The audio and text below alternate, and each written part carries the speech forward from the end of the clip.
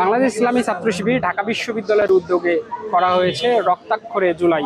2 দিনব্যাপী এই জুলাই প্রদর্শনীতে দেখানো হয়েছে বিগত আওয়ামী লীগ আমলে যে 17 বছরের গুম খুন ফেসিবাদের যে চিহ্নগুলো সে সকল চিহ্ন দেখানোর চেষ্টা করা হচ্ছে। আমি আপনাদের সরাসরি দেখানোর চেষ্টা করছি বাংলাদেশ ইসলামী ছাত্র শিবিরের যে প্রদর্শনী, সেই প্রদর্শনীতে আমরা দেখতে পাচ্ছি 4ই আগস্ট অর্থাৎ 35 জুলাই যে নারকীয় নির্যাতন করেছিল তৎকালীন ফেসিবাদের দোসররা, সেই চিত্র কিন্তু তুলে ধরার চেষ্টা করেছে বাংলাদেশ ইসলামী ছাত্র শিবির ঢাকা বিশ্ববিদ্যালয়। এই প্রদর্শনী চলবে 2 দিন ব্যাপী। আমরা যদি ভিতরে একটু চিত্র দেখানোর চেষ্টা করি, সেটি হচ্ছে ভিতরে ফ্যাসিস্ট হাসিনা সহ ফেসিবাদের যারা দোসর ছিল তাদের যে চিত্র এবং কর্ম সেইগুলো কিন্তু তুলে ধরার চেষ্টা করেছে বাংলাদেশ ইসলামী ছাত্র শিবির ঢাকা বিশ্ববিদ্যালয়। আমরা এখানে দেখতে পাচ্ছি একজন নারী শিক্ষার্থী কোটা আন্দোলনের সময় যে কিভাবে তার যে সক্রিয় ভূমিকা পালন করেছিল সে চিত্র কিন্তু তুলে ধরেছে বাংলাদেশ ইসলামী ছাত্র শিবির। এছাড়াও শহীদ পরিবারের যে স্বজনদের যে আহাজারি সে চিত্র কিন্তু তুলেছে।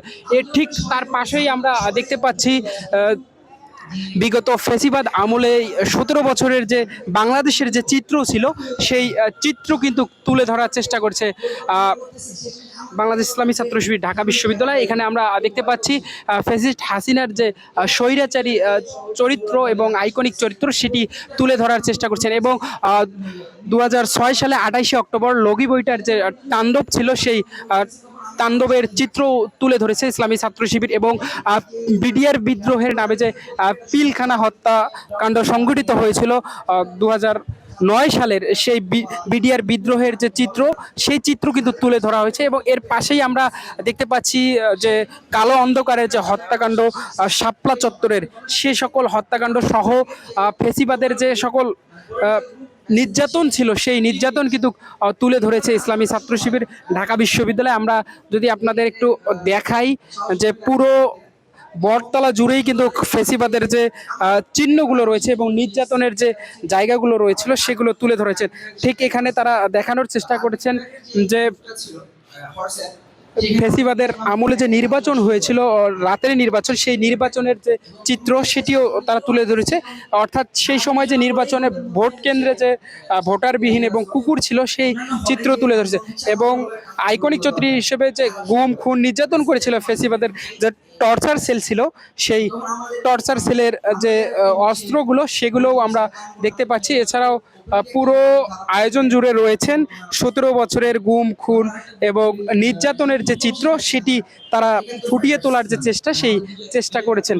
এবং এখানে আন্তর্জাতিক অপরাধ ট্রাইব্যুনালের একটি মঞ্চ তৈরি করে রাখা হয়েছে, অপরাধ ট্রাইব্যুনাল গঠন করা হয়েছে।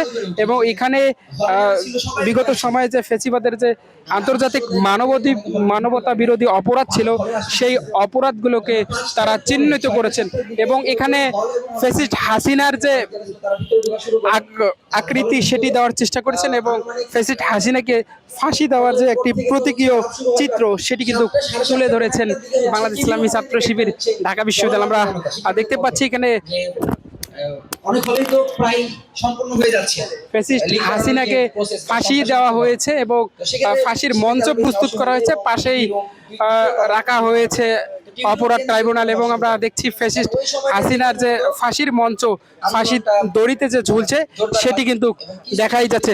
এবং ঢাকা বিশ্ববিদ্যালয়ে যারা শিক্ষার্থী রয়েছেন তারা এখানে দেখছেন, প্রদর্শনী দেখছেন এবং শিবিরের যে আয়োজন 2 দিন ব্যাপী যে প্রদর্শনী সেই প্রদর্শনী কিন্তু দেখানোর চেষ্টা করছে। আমরা দেখতে পাচ্ছি সকল অঙ্গনের যে শিক্ষার্থী রয়েছে, নারী শিক্ষার্থী সহ সব ধরনের শিক্ষার্থীরা এটি দেখছেন এবং তাদের যে মন্তব্য সেটি কিন্তু প্রকাশ করছেন।